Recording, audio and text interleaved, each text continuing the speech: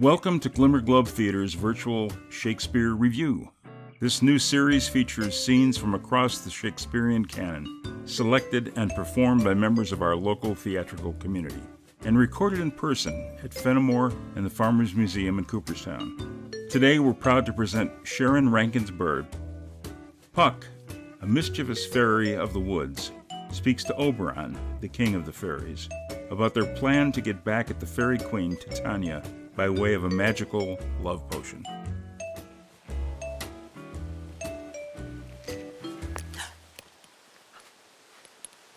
My mistress with a monster is in love. Near to her close and consecrated bower, while she was in her dull and sleeping hour, a crew of patches, rude mechanicals that work for bread upon Athenian stalls, were met together to rehearse a play intended for great Theseus' nuptial day. The shallowest thick skin of this barren sort, who Pyramus presented in their sport, forsook his scene and entered in a break, when I did him at this advantage take. An ass's knoll I fix it on his head. Anon his Thisbe must be answered, and forth my mimic comes. When they him spy, as wild geese that the creeping fowler eye, or russet-pated chuffs, many a sort, rising and cawing at the gun's report, sever themselves and madly sweep the sky. So at his sight away his fellows fly. And at our stamp, here o'er and o'er one falls, he murder cries and help from Athens calls. Their sense thus weak, lost, their fears thus strong, made senseless things begin to do them wrong. For briars and thorns at their apparel snatch, some sleeves, some hats, from yielders all things catch. I led them on in this distracted fear, left sweet Pyramus translated there. When in that moment, so it came to pass. Titania waked, and straightway loved an ass.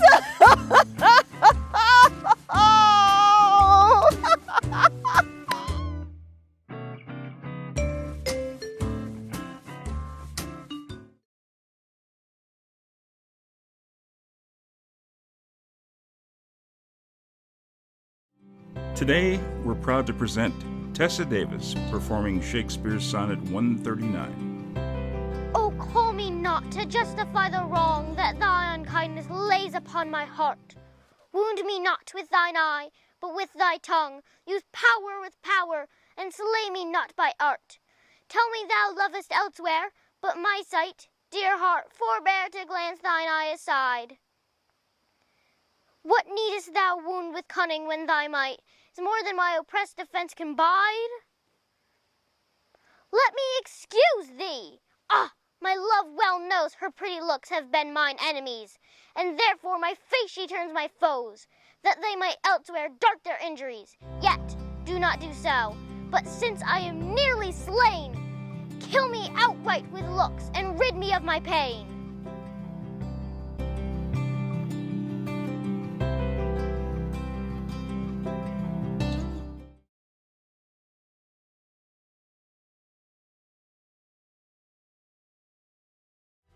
Today we're proud to present Karen Butler performing Margaret from Henrici. The War of the Roses, Lancaster versus York, began in 1445 and it's now 1460. The war has butchered England for years. The warrior queen Margaret, she-wolf of France, wife of the ineffectual Lancaster King Henry VI, reaches her life's climax. Her soldiers have captured York, and she has him in her clutches, and addressing her troops and her captive, she moves in for the kill. Come, make him kneel upon this dunghill here, that wrought at mountains with outstretched arms, yet parted but the shadow with his hand. What? Was it you that would be England's king? Was it you that revelled in our parliament and made a preachment of your high descent? Where are your mess of sons to back you now? The wanton Edward and the lusty George. And where's that valiant crook-back prodigy, Dickie, your boy, that with his grumbling voice was wont to cheer his dad in mutinies? Or, of the rest, where is your darling Rutland? Look, York, I stained this napkin with blood from the bosom of the boy. And if thine eyes can water at his death, I give thee this to dry thy cheek withal. Oh, alas, poor York, but that I hate thee deadly, I should lament thy miserable state. I pray thee, grieve to make me merry, York. Stamp, rave, fret, that I may sing and dance. Thou wouldst be feed, I see, to make me sport. York cannot speak unless he wear a crown. A crown for York. And lords, bow low to him. Hi, marry, sir, now looks he like a king.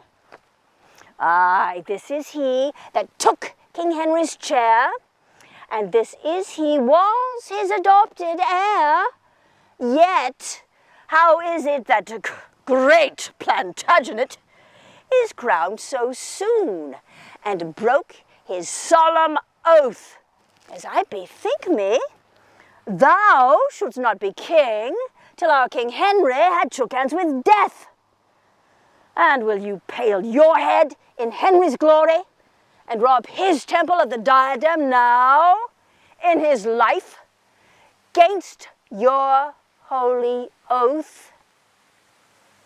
Oh. Ho! 'Tis a fault too unpardonable. Off with the crown.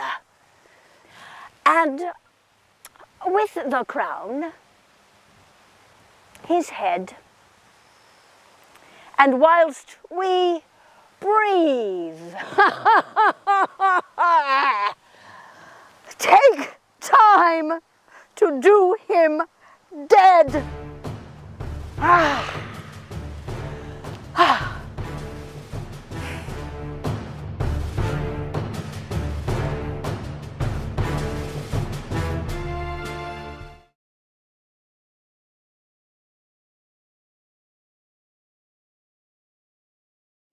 Today we're proud to present Christine Juliano and Mike Tamburrino performing a scene from Act 5 of Twelfth Night.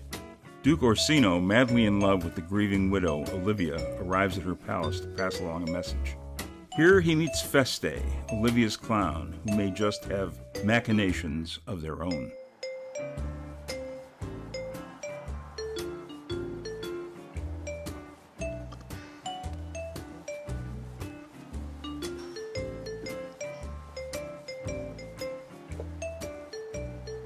Belong you to the Lady Olivia, friend? Aye, sir, we are some of her trappings. I know thee well. How dost thou, my good fellow? Truly, sir, the better for my foes, and the worse for my friends. Just the contrary, the better for thy friends. No, sir, the worse. Well, how can that be? Marry, sir, they praise me and make an ass of me. Now, as my foes tell me plainly that I am an ass, so that by my foes I profit in the knowledge of myself, whereas by my friends I am abused. So that conclusions to be as kisses, if your 4 negatives make your 2 affirmatives, why then, the worse for my friends and the better for my foes. Why, this is excellent. By my troth, sir, no. Though it please you to be one of my friends. Oh, well, thou shalt not be the worse for me. There is gold.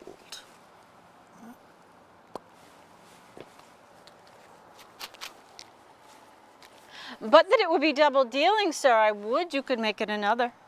Oh, you give me ill counsel. Put your grace in your pocket just this once, sir, and let your flesh and blood obey it. Well, I shall not be so much a sinner as to be a double dealer. There's another.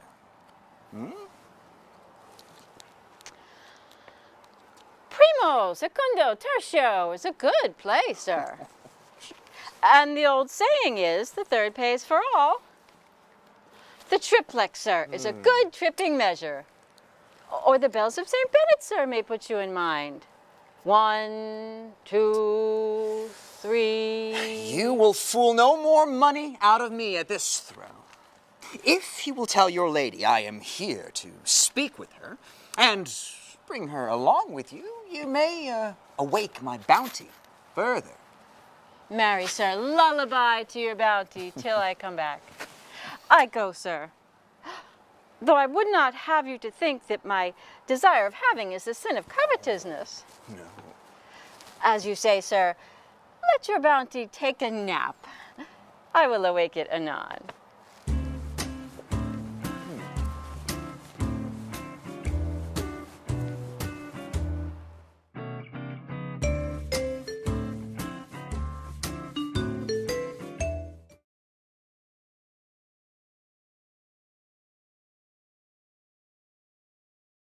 Queen Margaret, heartbroken and embittered by the murders of her husband and son, interrupts an overheard conversation between Queen Elizabeth and the mother of the guilty Richard III, the Duchess of York.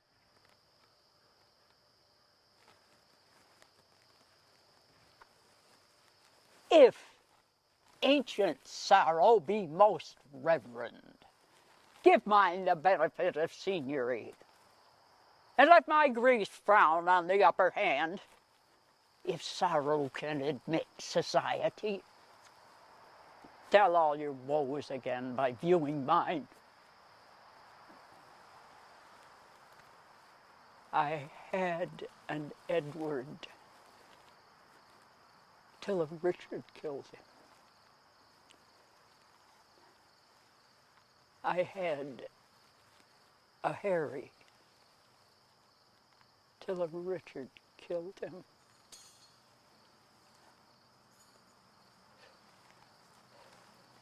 Thou hadst an Edward till a Richard killed him. Thou hadst a Richard till a Richard killed him. Thou hadst a Clarence too, and Richard killed him. From forth the kennel of thy womb hath crept a hellhound that doth hunt us all to death. That dog that had his teeth before his eyes to worry lambs and lap their gentle blood. That foul defacer of God's handiwork. That excellent grand tyrant of the earth that lives in galled eyes of weeping souls. Thy womb let loose to chase us to our graves.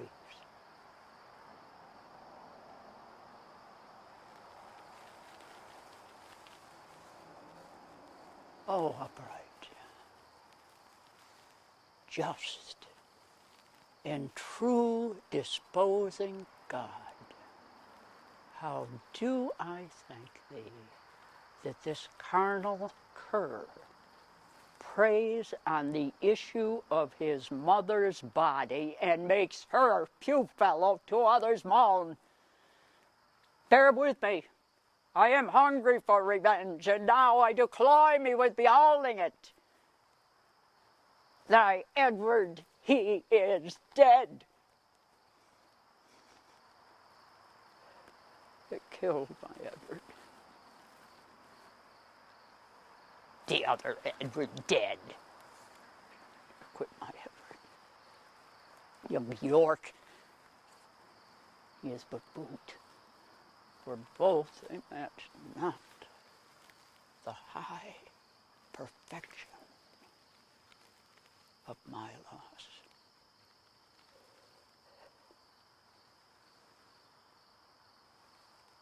Thy Clarence, he is dead, that stabbed my Edward.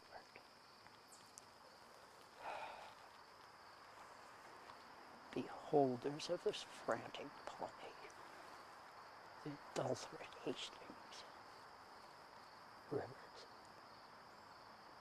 long, gray, untimely smothered in their dusky graves.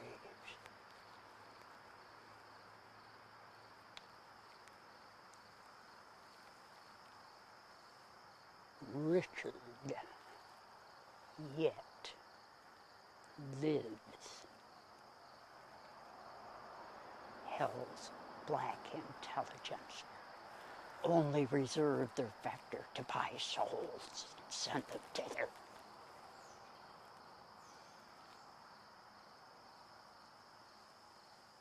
But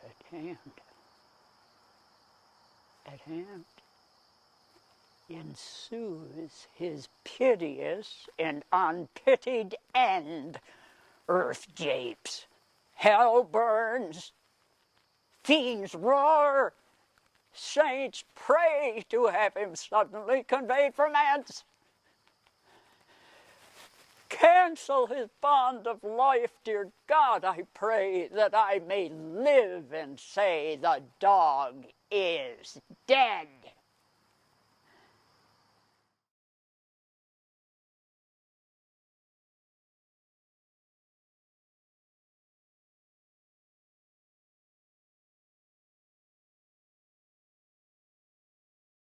We're proud to present Mary Fralick, Donna Latella, Amber Beront, and September Schecter as women gathering for a rather unconventional cup of tea in this contemporary interpretation of the famous Song of the Witches from Act 4 of Macbeth.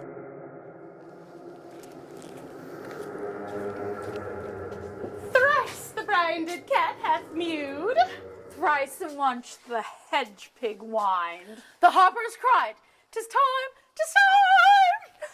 Round about the cauldron go.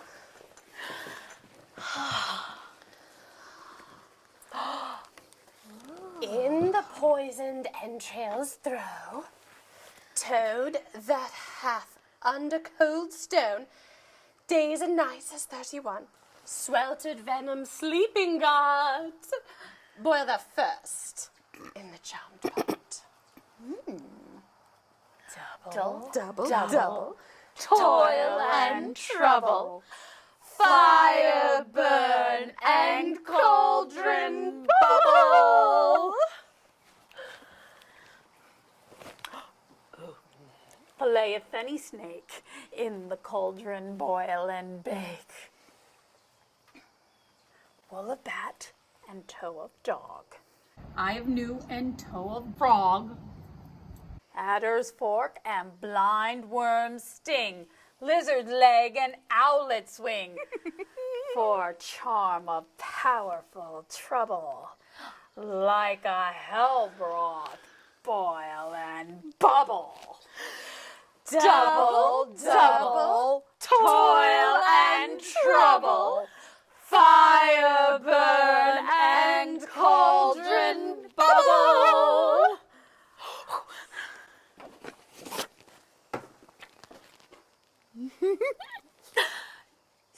tail of dragon, tooth of wolf, witch's mummy, gall and gulf, roots of hemlock digged and dark, liver of the blaspheme too, gall of goat and slips of ewe, slivered in the moon's ellipse, nose of rat and donkey's lips.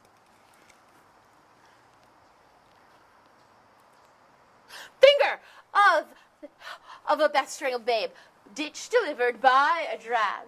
Make the gruel thick and slab, and thereinto a tiger's chaldron for the ingredients of our cauldron.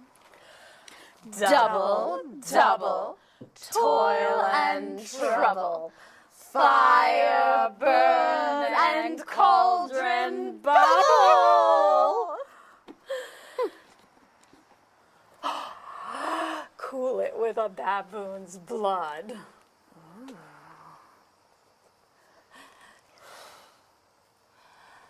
Now our charm is firm and good. Oh, well done. I command your pains. But everyone shall share in the gains. Now round about the cauldron sing. Live elves, fairies in a ring. Enchanting, all you put in. By the pricking of my thumbs, something wicked this way comes. Open locks. Whoever knocks. A deed without a name. Speak! Demand! Will answer! Say, if thou'dst rather hear it from our mouths or our masters. Pour in sow's blood that hath eaten her 9 farrow. Grease that's sweating from the murderer's gibbet throw into the flame.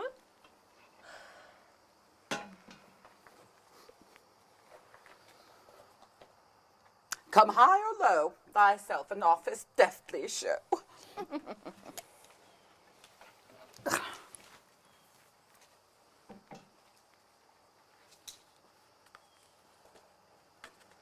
He knows thy thought.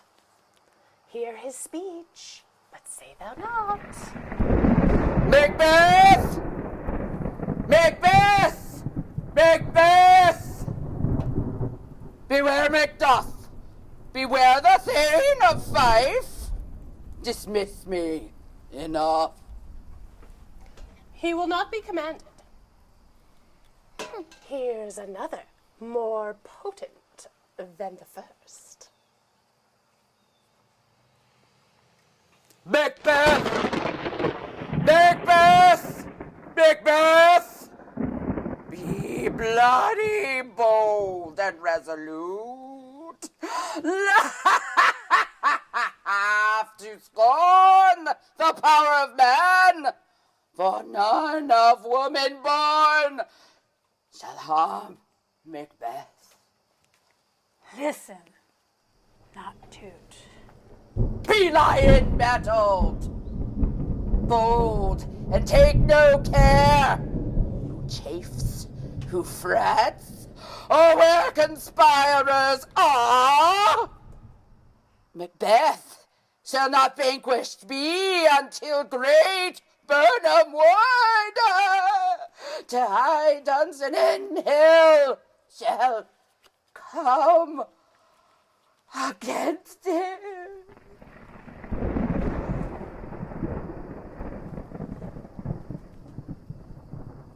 Seek to know no more. Show, Show. show, Show his eyes and grieve his heart. Come, like shadows, so depart.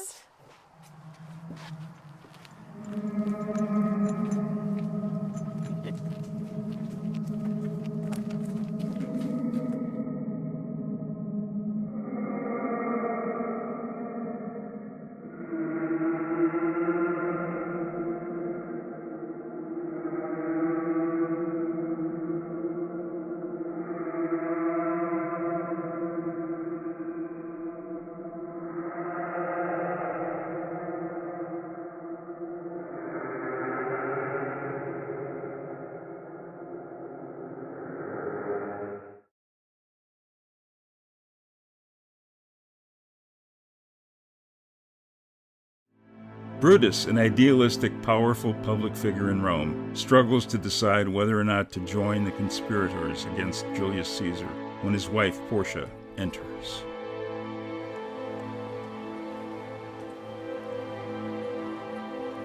Brutus, my lord. Portia, what mean you? Wherefore rise you now? Is not for your health thus to commit your weak condition to the raw, cold morning? Nor for yours neither. You have ungently, Brutus, stole from my bed. And yesternight at supper you suddenly arose and walked about, musing and sighing with your arms across. And when I asked you what the matter was, you stared upon me with ungentle looks. I urged you further, then you scratched your head and too impatiently stamped with your foot. Yet I insisted. Yet you answered not, but with an angry wafture of your hand gave sign for me to leave you.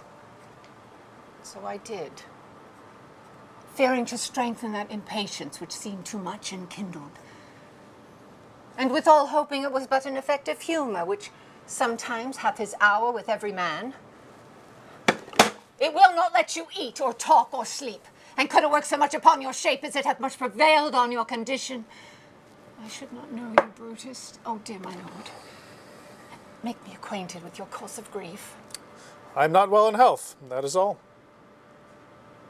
Brutus is wise, and were he not in health, he would embrace the means to come by it. Why, so I do. Good Portia, go to bed.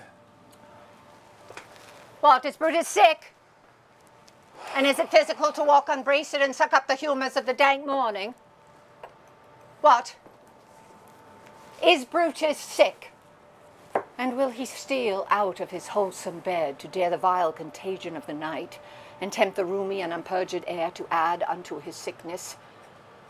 No, my Brutus, there is some sick offence within your mind, which by the right and virtue of my place I ought to know of, and on my knees I charm you, by my once commended beauty, by all your vows of love, and that great vow which did incorporate and make us one, that you unfold to me yourself, your half. Why, you are heavy, and what men have had resort to, for here have been some 6 or 7 who did hide their faces even from darkness. Kneel not, gentle Portia. Oh, I should not need if you were gentle, Brutus. Within the bond of marriage, tell me, Brutus, is it accepted that I should know no secrets that appertain to you? Am I yourself but as it were in sort, or limitation, to keep with you at meals, comfort your bed, and talk to you sometimes? Dwell I but in the suburbs of your good pleasure? If it be no more, Portia is Brutus' harlot, not his wife. You are my true and honorable wife, as dear to me as are the ruddy drops that visit my sad heart. Then should I know this secret. I grant I am a woman, but with all a woman Lord Brutus took to wife. I grant I am a woman, but with all a woman well reputed. Cato's daughter, think you I am no stronger than my sex, being so fathered and so husbanded? Tell me your counsels. I will not disclose them. I have made strong proof of my constancy, giving myself a voluntary wound here in the thigh. Can I bear that with patience and not my husband's secrets? Oh, ye gods, render me worthy of this honorable wife. Hark. Hark, one comes. Portia, go in a while, and by thy bosom shall partake the secrets of my heart. All my engagements I will construe to thee, all the character of my sad brow. Leave me. With haste. Oh.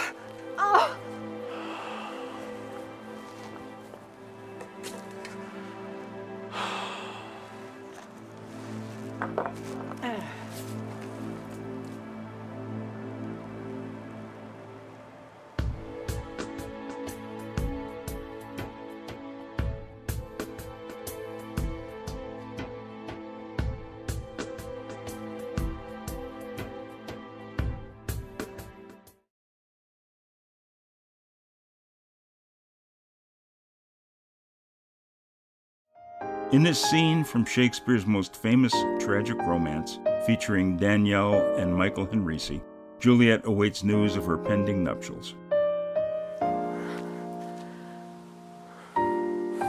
But clock struck 9 when I did send the nurse. In half an hour she promised to return.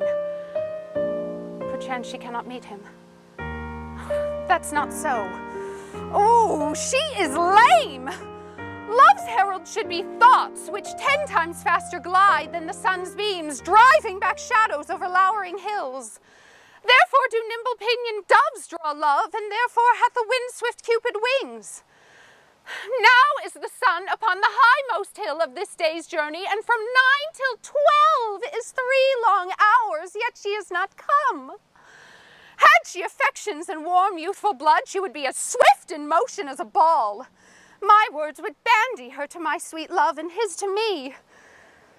But old folks, many fain as they were dead, unwieldy, slow, heavy, and pale as lead. Oh God, she comes. Oh honey, nurse, what news? Hast thou met with him? Send thy man away. Peter, stay at the gate. Now, good sweet nurse. Oh Lord, why look'st thou sad? Though news be sad, yet tell them merrily. If good, thou shamest the music of sweet news by playing it to me with so sour a face. I am a-weary. Will you give me leave a while? Fie, how my bones ache. What a jaunt have I. I would thou hadst my bones, and I thy news. Nay, come, I pray thee, speak. Good nurse, speak. Jesus, what haste. Will you not stay a while? Do you not see? I am out of breath. How art thou out of breath, when thou hast breath to say to me that thou art out of breath? The excuse that thou dost make in this delay is longer than the tale thou dost excuse. Is thy news good or bad? Answer to that. Say either, and I'll stay the consequence. Let me be satisfied. Is it good or bad? Well, you have made a simple choice. You know not how to choose a man. Romeo, no, not he. Though his face be better than any man's, yet his leg excels all men's, and for a hand and a foot and a body, though they be not to be talked on, yet they are past compare. He is not the flower of courtesy, yet I'll warrant him as gentle as a lamb. Go your ways, wench, serve God. What, have you dined at home? No, but all this I did know before. What says he of our marriage? What of that? Lord, how my head aches. What a head have I. Oh, it beats as if it would fall in 20 pieces. My back. The other side. Ah, my back. My back. Beshrew your heart for sending me about to catch my death with jouncing up and down. Faith, I am sorry that thou art not well. Sweet nurse, tell me, what says my love? Your love says, like an honest gentleman, and a courteous, kind, and a handsome, and I warrant him a virtuous. Where is your mother? Where is my mother? Why, she is within. Where should she be? How oddly thou repliest. Your love says, like an honest gentleman, where is your mother? Oh, God's lady dear, are you so hot? Marry, come up, I trow. Is this the poultice for my aching bones? Henceforward do your messages yourself. Here's such a coil. Come! What says Romeo? Do you have leave to go to shrift today? I have.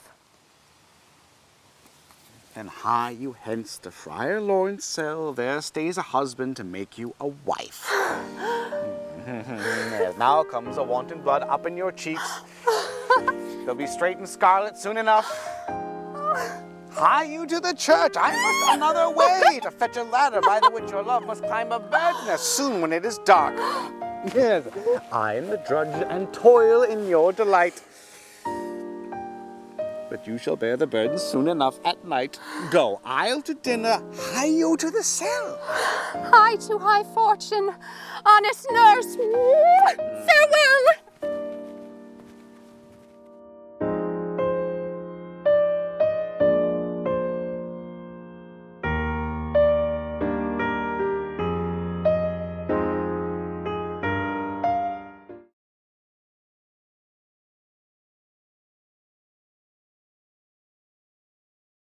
Today we're proud to present Peter Exton performing Prospero's final monologue from The Tempest. After freeing the spirit Ariel, relinquishing his magical powers, and forgiving his brother Antonio, Prospero makes one last appeal for freedom from an unlikely source. Now, my charms are all o'erthrown, and what strength I have's mine own, which is most faint. Now, 'tis true, I must be here confined by you, or sent to Naples. Let me not, since I have my dukedom got, and pardoned the deceiver, dwell in this bare island by your spell. But release me from my bands with the help of your good hands. Gentle breath of yours my sails must fill, or else my project fails, which was to please. Now I want spirits to enforce, art to enchant, and my ending is despair, unless I be relieved by prayer, which pierces so that it assaults mercy itself and frees all faults. As you from crimes would pardoned be, let your indulgence set me free.